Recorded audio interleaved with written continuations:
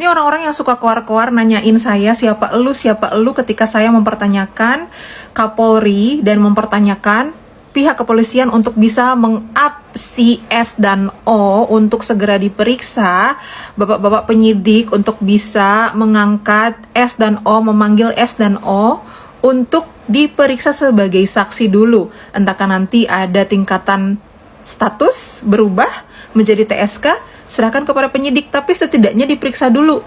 Terus orang-orang ini pada bertanya-tanya, siapa elu ke saya.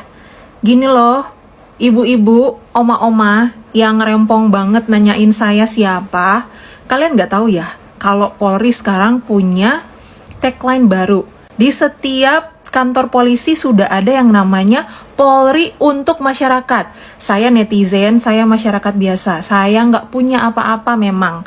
Tapi saya punya hak untuk bertanya kepada bapak-bapak yang ada di kepolisian. Saya punya hak yang sama.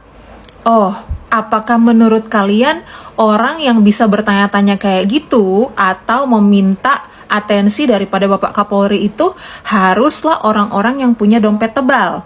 Seperti itu. Apakah menurut kalian orang-orang biasa seperti saya, masyarakat biasa seperti saya tidak bisa bertanya, tidak bisa meminta atensi dari Bapak Kapolri untuk bisa mendesak S dan O untuk ikut diperiksa sebagai saksi? Begitu ya. Jadi menurut kalian hanya orang-orang yang berdompet tebal yang bisa bertanya seperti itu? Atau orang-orang yang punya jabatan? Begitu. Sehingga kalau saya yang tidak punya jabatan, yang bukan siapa-siapa, tidak bisa bertanya. Lucu sekali orang-orang ini. Mindsetnya itu adalah orang yang punya duit, orang yang punya jabatan, yang bisa bertanya-tanya kepada Bapak Kapolri kita. Jadi bukan Polri untuk masyarakat, Polri untuk orang berapa? Menurut kalian? Lucu banget. Sekali lagi saya sebagai masyarakat meminta atensi dari Bapak Kapolri. Pak, Mabes Polri minta Pak untuk benar-benar bisa menggelar perkara khusus.